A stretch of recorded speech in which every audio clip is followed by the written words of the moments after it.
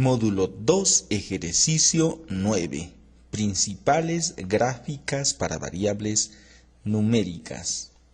Si bien tenemos un gran repertorio de gráficas que podemos hacer cuando trabajamos con variables numéricas, existen dos que son las más frecuentes y que aún no son dominadas por la mayoría de investigadores. Así que vamos a ver el histograma y el diagrama de caja y bigotes.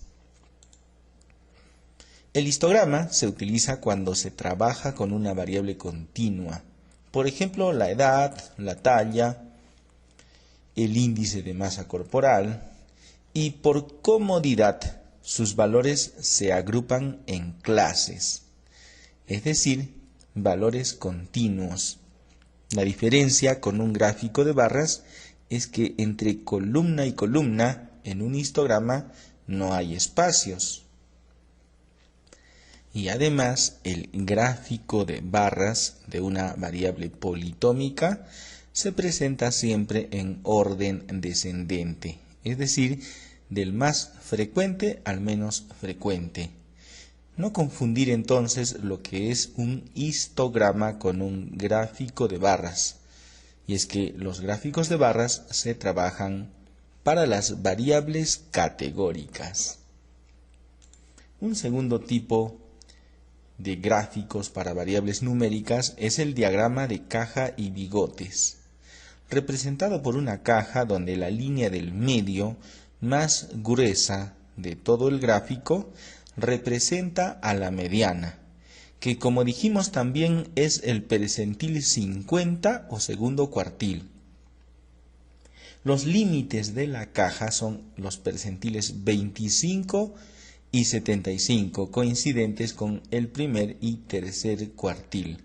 Los límites inferior y superior corresponden a los percentiles 10 y 90.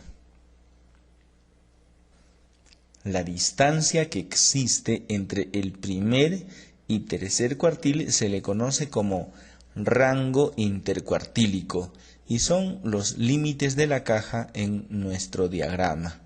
El resto, los datos que están por fuera de esta caja, se denominan bigotes.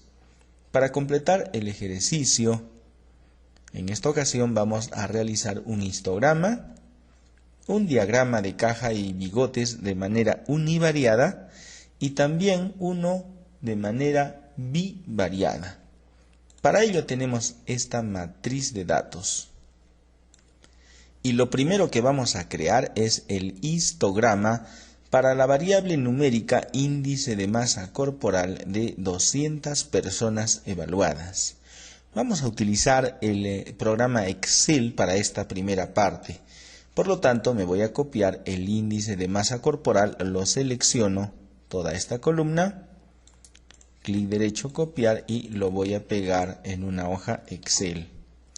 A continuación, me voy a Datos en el menú superior y voy a elegir la opción Análisis de datos. Es posible que cuando se dirijan a la pestaña Datos, no aparezca esta opción Análisis de datos. Es que no viene instalada por defecto en el Excel. Así que si no les aparece esta opción, lo único que tienen que hacer es instalarla. ¿Cómo lo van a hacer? Van al menú, a la parte superior, despliegan el menú principal, opciones de Excel, y en opciones de Excel van a complementos. En complementos vamos a ir o vamos a presionar el botón Ir y aquí vamos a seleccionar la casilla Herramientas para el análisis, que en este caso yo ya lo tengo instalado, pero si ustedes no tienen instalado el complemento Análisis de datos, solo tienen que seleccionarlo y a continuación aceptar. Con ello seguirán los pasos que les indique el programa. Bueno, ahora vamos a Análisis de datos y vamos a elegir en estas opciones Histograma. Aceptar y nos pide el rango de entrada, es decir, en qué rango se encuentran nuestros datos. Una vez que nos posicionamos en la caja, vamos a seleccionar ya sea de abajo hacia arriba o de arriba hacia abajo todos los datos. Una vez que están seleccionados, vamos a seleccionar crear un gráfico y a continuación aceptar. Por defecto se van a crear un número de clases probabilístico para nuestra distribución. Este número de clases que van a componer nuestro histograma se puede obtener mediante la regla de Sturges, pero como este no es un curso de matemática, sino de la estadística aplicada a la investigación, vamos a continuar con nuestro histograma. Dijimos que, lo vamos a redimensionar previamente, debería no existir espacio entre barra y barra. Por lo tanto, vamos a ir a la pestaña Diseño y en ella vamos a desplegar el menú Diseño de gráfico. Hay una opción donde se observa claramente que no hay espacio entre columna y columna. La elegimos. También vamos a reducir el número de decimales en los centros de clase. Los seleccionamos y vamos a reducir a solamente un decimal. En este caso no se puede observar la diferencia entre una y otra columna que corresponden a cada una de las clases. Así que vámonos a la pestaña Diseño. Si en su menú superior no aparece la pestaña Diseño, es porque están con el cursor en una posición que no está marcando la gráfica. Una forma rápida de ubicarlo es hacer doble clic sobre la propia gráfica. Veamos. Y aparece Diseño. En estilos rápidos vamos a seleccionar la opción que tiene bordes blancos y sombreados. De tal manera que ya podemos identificar los límites entre una clase y otra.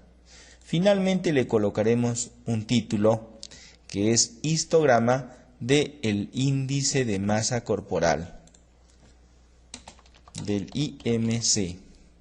También podemos colocar la frecuencia de cada una de estas clases. Vamos a etiquetas de datos y extremo externo. Y cada uno de estos números no hace más que reflejar la magnitud de cada una de estas columnas. Esta frecuencia es una frecuencia absoluta, por eso no vamos a colocar entre paréntesis el porcentaje que siempre solíamos poner cuando hacemos gráficas para variables categóricas. Bien, ya podemos copiar nuestro histograma, lo vamos a pegar en nuestra hoja de trabajo. Lo vamos a redimensionar para que no ocupe mucho espacio y a continuación vamos a crear el diagrama de caja y bigotes. Lo vamos a hacer con el software SPSS porque el Excel tiene limitada esta posibilidad. En gráficos, cuadro generador de gráficos y aquí vamos en la parte inferior diagrama de caja y bigotes. Queremos un diagrama solamente univariado, lo arrastramos y colocaremos en el eje X o eje de las ordenadas índice de masa corporal e incluso ya se graficó nuestro diagrama. Aceptar y tenemos aquí nuestra gráfica que estábamos buscando. La vamos a copiar, previamente la redimensionamos y la vamos a copiar a nuestra hoja de trabajo. Ya tenemos nuestro diagrama de caja y bigotes univariado. Ahora vamos por nuestro diagrama de caja y bigotes, pero bivariado. En nuestra matriz de datos tenemos la columna sexo, así que haremos un diagrama para el sexo masculino y otro para el femenino con la intención de comparar estos dos grupos. Una cosa interesante que ha surgido en este momento es este punto que no lo hemos explicado al iniciar esta presentación. A continuación vamos a ver qué significa ese valor llamado outlier o valor extremo. Vamos a nuestra matriz de datos y en gráficos vamos a colocar cuadro de diálogos antiguos, seleccionaremos diagramas de caja. Nos quedamos con la opción simple, definir. En la variable el índice de masa corporal y en el eje de las categorías el sexo. Aquí vamos a utilizar la columna ID o identificador, que puede ser el número del participante o el número de la ficha en la que lo hemos evaluado. ¿Con qué finalidad? Veamos, aceptar. La vamos a redimensionar.